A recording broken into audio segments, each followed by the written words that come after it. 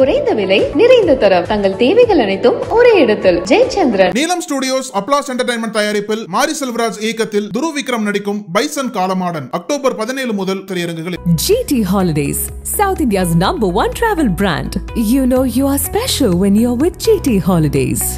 நக்கீரன் நேயர்களுக்கு வணக்கம். இன்று நம்முடன் கருத்துக்களை பகிர்ந்து கொள்ள இணைந்திருக்கிறார் தமிழ்நாடு முற்போக்கு எழுத்தாளர்கள் மற்றும் கலைஞர்கள் சங்கத்தின் கடலூர் மாவட்ட பொறுப்பாளர் பால்கி அவர்கள். வணக்கம் சார். வணக்கம். நக்கீரன் ஆசிரியர் குழு மற்றும் வாசகர்களுக்கு பால்கியின் அன்பு வணக்கங்கள். SIR தமிழ்நாட்டிலையும் வருது. பீகார் நடந்தது போல தவறுகள் இங்கே நடக்கக்கூடாது, அதுக்கு விழிப்புணர்வோடு இருக்கணும். அது சம்பந்தமான ஆலோசனை கூட்டமும் வச்சிருக்கிறாங்க, அனைத்து கட்சி ஆலோசனை கூட்டமும். அதை எப்படி பார்க்குறீங்க? அதே நேரத்தில் ஜெயக்குமார் போன்றவர்கள் இதை வரவேற்கிறாங்க, அதிமுக வரவேற்குது, பாஜக ஆல்ரெடி அது வரவேற்குது.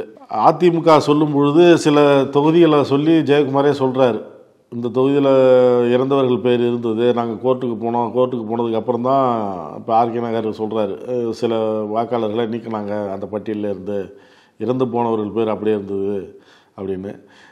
ஈரோடு கிழக்கு பை எலெக்ஷன்லேயும் அப்படி தான் இருந்தது அப்படின்னு சொல்கிறார். 2024 தேர்தலையும் அப்படி தான் இருந்தது அப்படின்னு குற்றச்சாட்டை அவருடைய அறிக்கையில் சொல்கிறாரு. அதனால் இது சரி செய்யணும்னா இது வர்றது நல்லது தான் அப்படின்னு அவர் சொல்கிறாங்க. எப்படி பார்க்குறீங்க?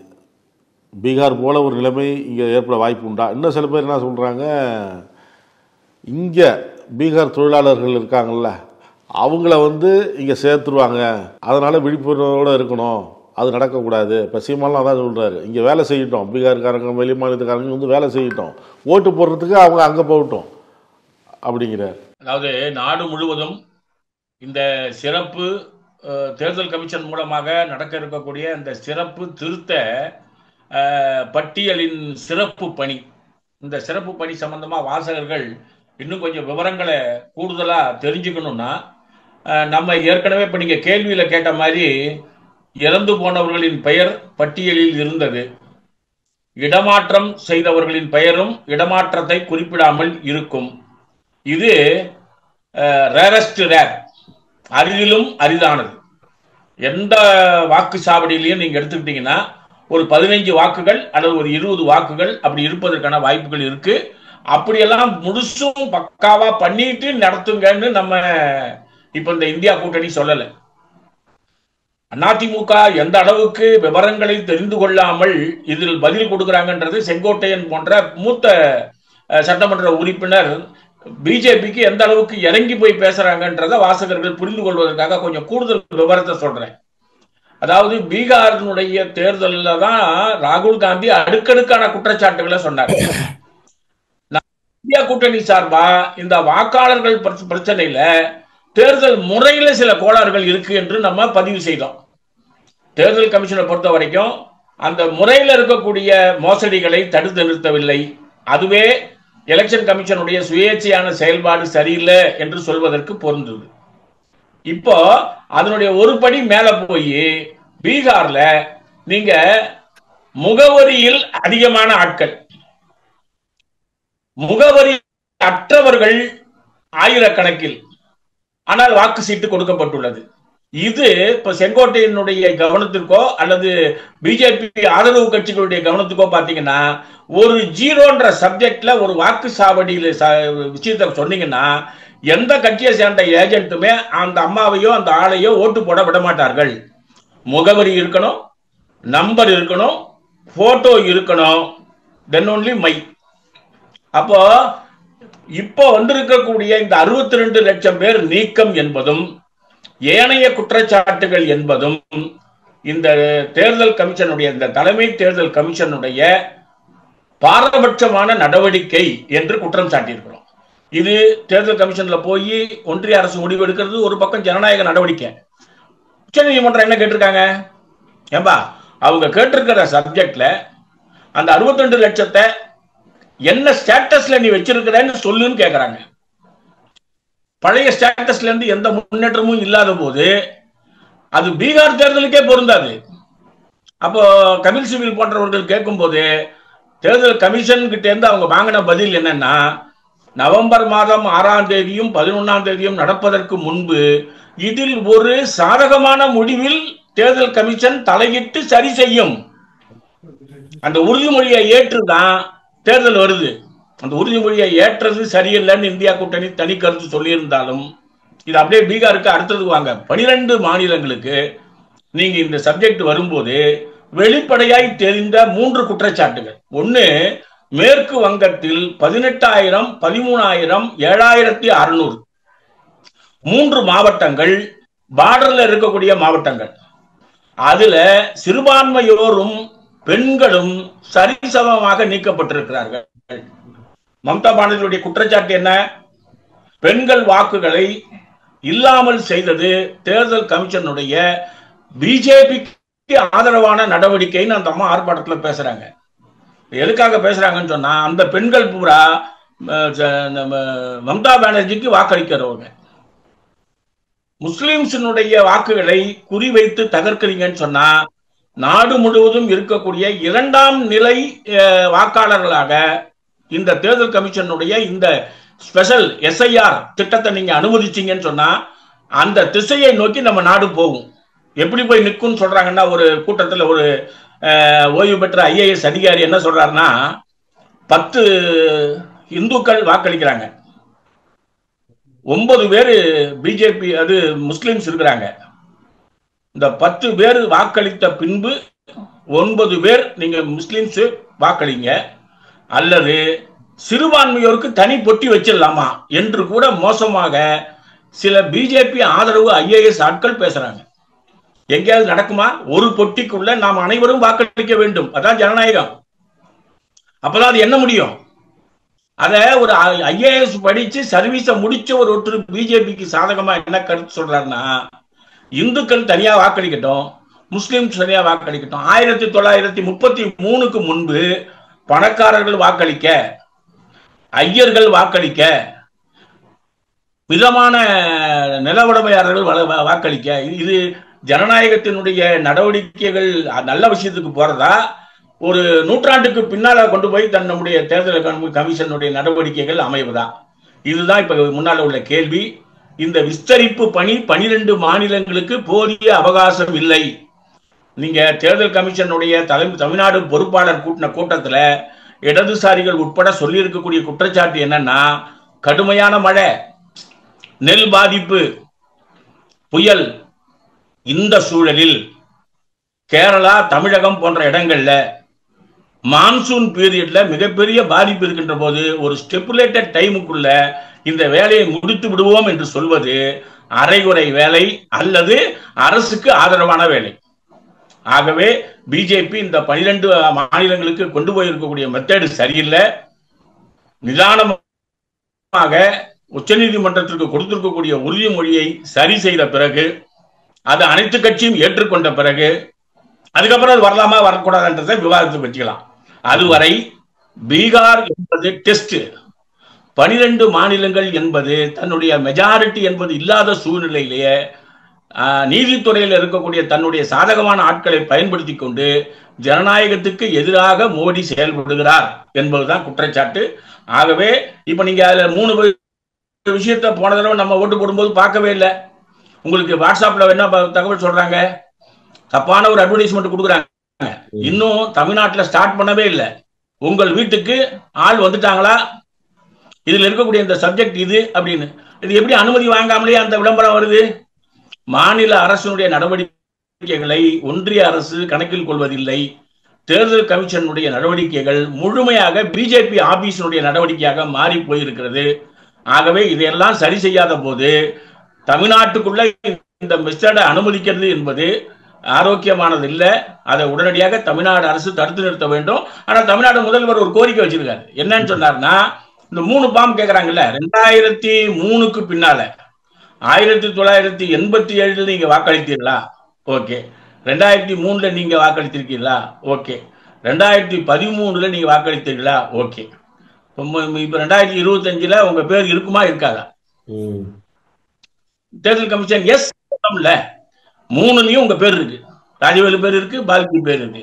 அப்ப 2025 நான் கவலைப்பட வேண்டியது இல்ல. ஆனால் என் பேர் இல்ல. இதான் பீகார்ல கேக்குறாங்க. அப்படி அவங்க போய் கேட்கும் போது 2013 ஓட்டு போட்டீங்களா, வாட் இஸ் யுவர் ஏஜ் சொல்றாங்க. அதுல அவர் 87 இல்லாம 2003 இருந்தாருன்னா அப்பா அம்மா அவங்களுடைய சான்றுகளை கொடுக்காமல் உங்கள் பேர் ஏற்றப்பட மாட்டாது. டெலீட் செய்தார்கள் என்றால் அது சரி. இதை எப்படி நம்ம ஏற்றுக்க முடியும்? இது வரைக்கும் அந்த சட்டத்தை நீங்க எங்க பாஸ் பண்ணீங்க?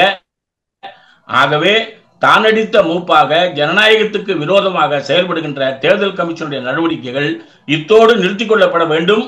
நம்முடைய வாக்குகள் நீக்கப்படாமல் இருப்பதை நாம் உறுதி செய்ய வேண்டிய தேவை இருக்குன்னு தமிழ்நாடு முதல்வர் சொல்லியிருக்காரு. அநேகமா அந்த லிஸ்ட் வரும்போது நம்ம பேர் இருக்கான்னு பார்த்துட்டு இல்லாத போது அப்ஜெக்ஷன் கொடுக்க வேண்டிய பணியை வாக்காளர்கள் செய்ய வேண்டும் என்று நம்ம ஒரு அப்பீல் விட்டுருக்கிறோம். ஜாக்கிரதையாக இல்லைன்னா அரக்கை சட்டை போட்டவனுக்கெல்லாம் ஓட்டு கிடையாது, கண்ணாடி போட்டவனுக்கெல்லாம் ஓட்டு கிடையாது, கருத்து அரசாங்கத்துக்கு விரோதமா சொன்னீங்கன்னு சொன்னா ஓட்டு கிடையாது என்று கூட திருத்தம் வரலாம்.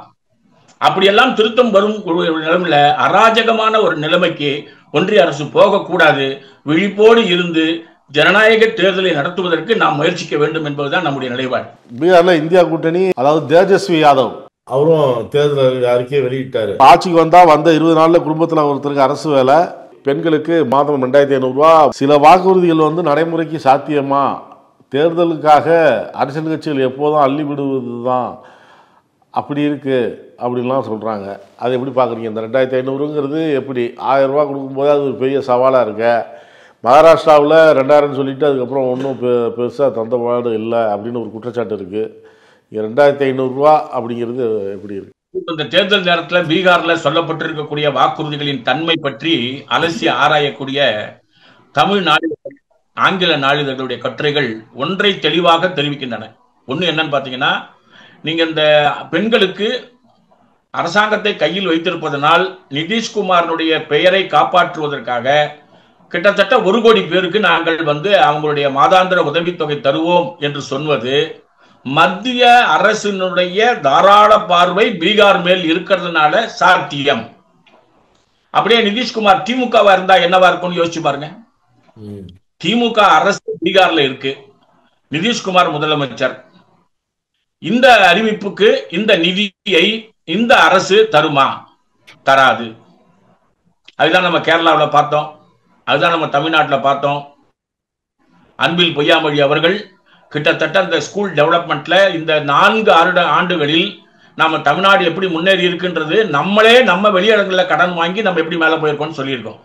ஆனா குஜராத்லயும் உத்தரப்பிரதேசத்திலையும் கல்விக்கு, மாணவர்களுடைய ஸ்போர்ட்ஸுக்கு தேர்வு ஆகிய குஜராத்தினுடைய விளையாட்டு வீரர்களுக்கு கொடுத்த தொகை எவ்வளவு?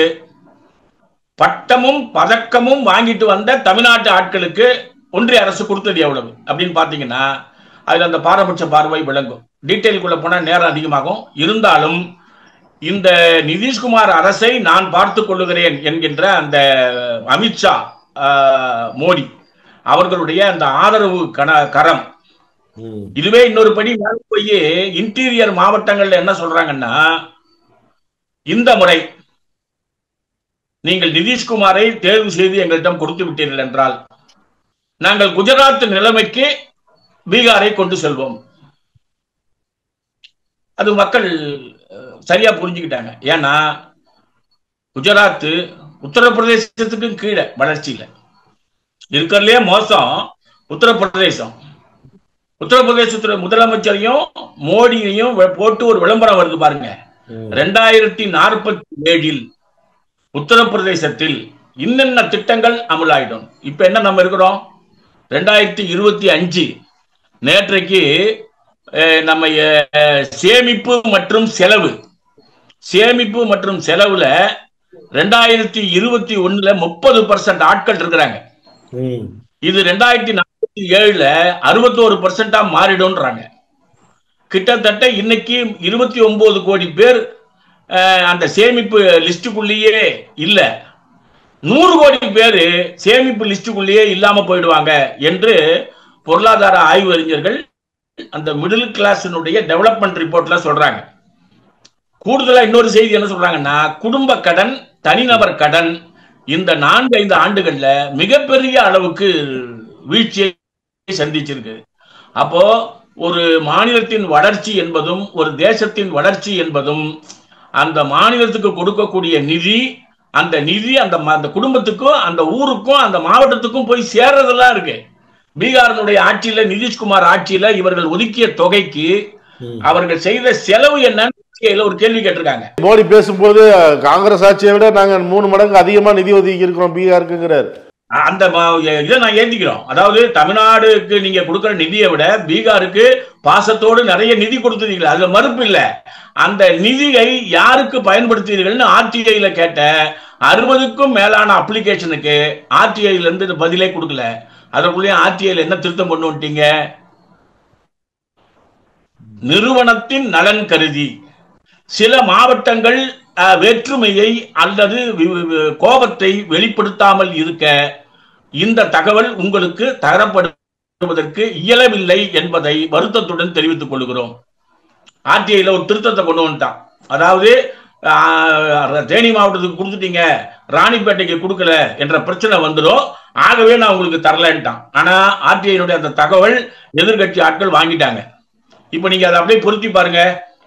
நீங்கள் அதிகமான நிதி ஒதுக்கியும் பீகார்ல நிதிஷ்குமார் அதை அமலாக்கவில்லை. ஆனால் கடைசி நேரத்தில் நீங்க இளைஞர்களுக்கும் பெண்களுக்கும் இந்த தகவலை சொல்லியிருக்கீங்க. உங்களை கவுண்டர்ல அடிக்கிறதுக்கு என்ன வழின்னு இந்தியா கூட்டணி பார்த்தது. வேலை இல்லாம எல்லாரும் வேலை மாநிலத்துக்கு போறான், அவனுக்கு வேலை கொடுப்பதுதான் முக்கியமானது என்று இந்தியா கூட்டணி கருதியது. ஒரு குடும்பத்திற்கு ஒரு ஆளுக்கு அரசு வேலை. இதுவரைக்கும் அரசாங்க வேலைகள் பல லட்சம் வேலை இடங்கள் காலியா இருக்கு. பிஜேபி காரங்க கேள்வி எழுப்புறது தான், ஒரு வருடத்திற்கு நிதி எவ்வளவு ஒதுக்கப்படும் இந்த அரசாங்கத்துக்கு, அங்க மக்கள் தொகை என்ன, இவங்க பேசாம எப்படி மாசம் 2800 ரூபான்னு வேற சொல்றாங்க, வீட்டுக்கு ஒருத்தர் அரசு வேலைன்னு சொல்றாங்க, ஏற்கனவே இருக்கிற ஒப்பந்த பணியாளர்கள் நிரந்தரம் செய்ய போறதா சொல்றாங்க. இவ்வளவுக்கு நிதி ஆதாரம் எங்க இருக்கு? நிதி ஆதாரம் இல்லாம தேர்தலுக்காக இது போன்ற விஷயங்களை அவுத்து விடுறதா அப்படிங்கிறாங்க. இல்ல நீங்க அந்த உங்க கேள்வியில நீங்க எங்கிருந்து வரணும்? மோடி, அமித்ஷா, நிதிஷ்குமார், தேஜஸ்வி யாதவ், ABCD.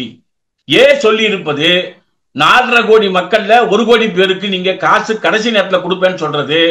நிதிஷ்குமாரனுடைய டெவலப்மெண்ட் ஃபண்ட்ல பழைய ஃபண்ட் எடுத்து கொடுக்க போறீங்க. அதான் அது மிஸ்யூஸ் ஆஃப் ஃபண்டா இல்லையா? என்ன பர்பஸுக்கு அது வந்தது? தேர்தல் வாக்குறுதியை நிறைவேற்றுவேன் என்று சொல்வது முக்கியமல்ல, எதற்கு வந்ததோ அதை கொடுக்காமல் நிறுத்தி வைத்துவிட்டு உங்களுக்கு வாக்குகளை திருடுவதற்காக செய்யக்கூடிய செயல் அது. தேஜஸ்வி யாதவ் வந்ததுக்கு அப்புறம் அது எப்படி செய்ய போறாங்கன்றத அந்த அரசு உட்கார்ந்து இன்னைக்கு எப்படி மற்ற மாநிலங்கள் தமிழ்நாடு, கேரளா போராடி பெறுகிறார்களோ அந்த வகையில போராடி பெற போறாங்க. அது நிதி சம்பந்தப்பட்டது இல்ல, பாலிசி சம்பந்தப்பட்டது. அரசு வேலை கொடுக்காமல் அரசு நிறுவனங்கள்ல நடத்தப்பட்ட அந்த போட்டித் தேர்வினுடைய ரிசல்ட்டை கொடுக்காம இருக்கிறது நிதிஷ்குமார் கவர்மெண்ட். போட்டித் தேர்வு நடப்பதில் ஊழல் நடந்திருக்குன்னு சொல்லி ரிசல்ட்டை 2 தடவை கேன்சல் பண்ணது குஜராத்தும் பீகாரும். காப்பி அடிப்பதற்கு அலோ பண்ணது நிதிஷ்குமார் இயலாமை என்று கோர்ட் குற்றம் சாட்டியது. இதெல்லாம் நிதிஷ்குமார் மேல உள்ள குற்றச்சாட்டுகள்.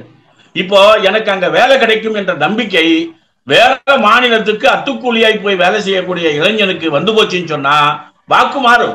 அந்த வாக்கு மாறும். அந்த மாற்றத்தை தடுப்பதற்காக எப்படி ஏது காசு அப்படின்னு கேள்வி கேட்கிறாங்க. அது பாலிசி லெவல் உள்ள டிசிஷன், அதை செய்வார்கள்.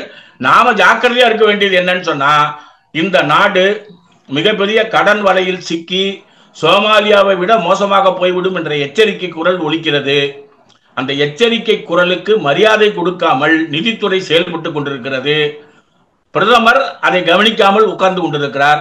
நம்ம போன பேட்டியில சொன்னோம், ஒரே ஒரு நாள் குளிப்பதற்காக 570 கோடி ரூபாய்ன்னு கிட்டத்தட்ட வாசகர்களுடைய மேலோபித்த ஆதரவு அந்த நம்முடைய அந்த காணொலிக்கு வந்திருக்கு. எல்லா பேப்பர்லயும் நம்ம பேசுறதுக்கு அப்புறம் பாத்தீங்கன்னா மிகப்பெரிய அளவுக்கு அதை பேசப்படுகிறது. அப்போ டிக்டேட்டர்ஷிப் ஆட்சியில போற மாதிரி இன்னைக்கு பீகாரை கொண்டு போக நினைக்கிறார்கள். தேர்தல் கமிஷனை கையில வச்சுக்கிட்டு பல மாநிலங்களுக்கு இந்த அணுகுமுறையை செய்ய தயாராக இருக்கிறார்கள். ஜனநாயகத்தின் மீது நம்பிக்கை உள்ளவர்கள் அதை தடுத்து நிறுத்துவதன் மூலமாக மட்டும்தான் நாம முன்னேற முடியும். அந்த திசையை நோக்கி நம்ம செல்ல வேண்டியதுதான் நம்முடைய வேலை. பிரசாந்த் கிஷோருக்கு 2 மாநிலத்துல வாக்கு அந்த ஓட்டர் ஐடி இருக்குங்கிறாங்க. அதனால இப்ப பிரசாந்த் கிஷோர் மேல நடவடிக்கை எடுக்கணும் அப்படின்னு சொல்றாங்க. இவங்க தரப்பு என்ன சொல்லுது, தேர்தல் ஆணையம் மீது தான் தவறு அப்படிங்கிறாங்க. இது எப்படி பாக்குறது? பிரசாந்த் கிஷோரை பொறுத்தவரை தன்னுடைய கட்டுப்பாட்டுக்குள் பிரசாந்த் கிஷோர் இருப்பார் என்று பிஜேபி நம்பியது. சில மிரட்டல்களை விடுத்தும் அவர் அவங்களுடைய போல்டுக்குள்ள வரல. இப்ப என்ன வந்திருக்காங்கன்னு சொன்னா, சட்டப்படி ஒரு மாநிலத்தில் தான் நான் வாக்காளர் இருக்க முடியும், நான் 2 மாநிலத்தில் இருக்கேன்றத தோண்டி துருவி பார்த்திருக்கிறாங்க.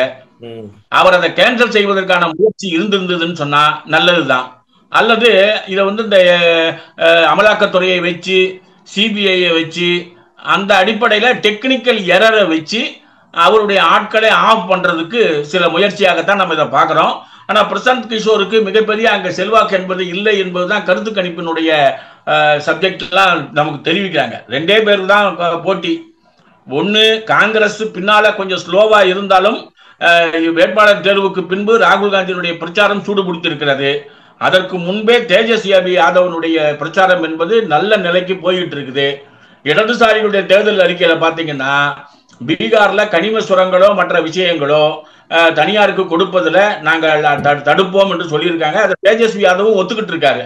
அதெல்லாம் இன்னைக்கு பீகார்ல ஏற்பட்டிருக்கக்கூடிய விவசாயிகளுக்கான தொழிலாளிகளுக்கான அந்த தொழில் கொள்கைக்கான ஒரு முன்னேற்ற படி.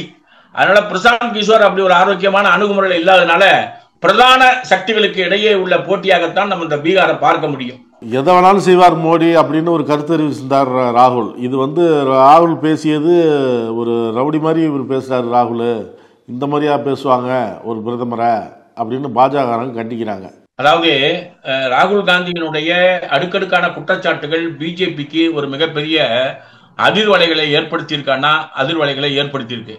எப்படின்னு சொன்னீங்கன்னு சொன்னா, அவர் எல்லாத்தையுமே பாயிண்ட்ல எடுக்கிறாரு. அதாவது கர்நாடகாவில் ஒரே ஒரு ஓட்டை நீங்க டெலீட் பண்றதுக்கு 80 ரூபாய் வாங்கியிருக்கீங்க அப்படின்னு ஒரு டாக்குமெண்ட் கொடுக்குறாரு. அந்த டாக்குமெண்ட்டை வெரிஃபை பண்ணி பார்த்தா இட் இஸ். அதுக்கப்புறம் பிஜேபி அதை பேசவே இல்லை. பேசு பொருளா என்ன மாறிடுச்சு சொன்னா, இந்த 62 லட்சம் பேருக்கும் அந்த காசு கொடுத்துட்டாங்களான்ற விஷயத்த நீங்க போய் பாருங்கன்னு சொல்லியிருக்காரு. அவங்க டீமை இறக்கி விடுறாரு. அப்போ கண்டினியூஸா ஆளும் கட்சி மீது ராகுல் காந்தியினுடைய தொடர் தாக்குதல் என்பது சமாளிக்க முடியாமல் இருக்கிறது. எந்த உச்சத்துக்கும் மோடி போவார் என்பது நமக்கு பல உதாரணங்கள் இருக்கு. இப்ப நீங்க அதாவது எந்த பயனும் இன்றி முடிந்த ஏசியன் மாநாடு அப்படின்றதுதான் கட்டுரையினுடைய தலைப்பு. நாம மோடியோ அல்லது அமித்ஷாவோ 2 பேர்ல முக்கியமான புள்ளிங்க. மோடியை தவிர வேற யாரும் இல்ல.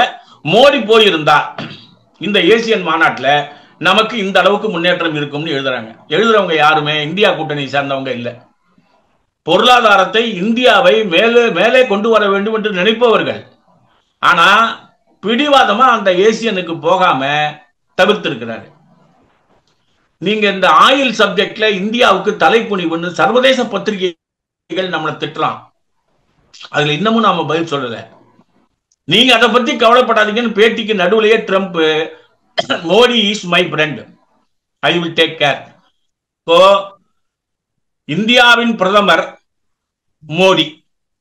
மோடி அங்கு போய் பங்கேற்று இந்த விஷயத்தை செய்ய வேண்டும் என்பது ஏசியன் மாநாட்டில் நமக்குள்ள அண்டர்ஸ்டாண்டிங். ஆனால் போகவில்லை என்பதற்கு கூட உங்களுக்கும் எனக்கும் ஒரு காரணத்தை சொல்லாம செயல்பட்டு கொண்டிருப்பவரை பார்த்து இது ஜனநாயக நாட்டினுடைய ஒரு பிரதமர் என்று நான் எப்படி அழைப்பது? அவரை பொறுத்த வரைக்கும் இதை எதையுமே மதிக்க மாட்டார். ஜனநாயகத்தை ஏறி மிதித்து செல்வது அவர்களுடைய பழக்கம். அதனால்தான் அது எந்த எல்லைக்கும் மோடி செல்வார் என்று அவர் சொல்றாரு. அநேகமா இந்த 5 ஆண்டு காலத்துல இந்த 3வது பீரியட்ல மெஜாரிட்டி இல்லாத போது அவர்கள் நடந்து கொள்ளக்கூடிய விதம், 2வது முறை ஆட்சிக்கு வந்த போது மெஜாரிட்டி இருந்த போது செய்ததை விட மிகவும் மோசமாக போய்கொண்டிருக்கிறது என்பதுதான் நம்முடைய கணிப்பு. நக்கீரன் டிவிக்கு சப்ஸ்கிரைப் செய்யுங்கள். உங்கள் ஆதரவே எங்கள் பலம். ஆசிரியர்களுக்கு நண்பனாகவும் மாணவர்களுக்கு ஆசானாகவும் திகழும் தேர்வு வழிகாட்டி.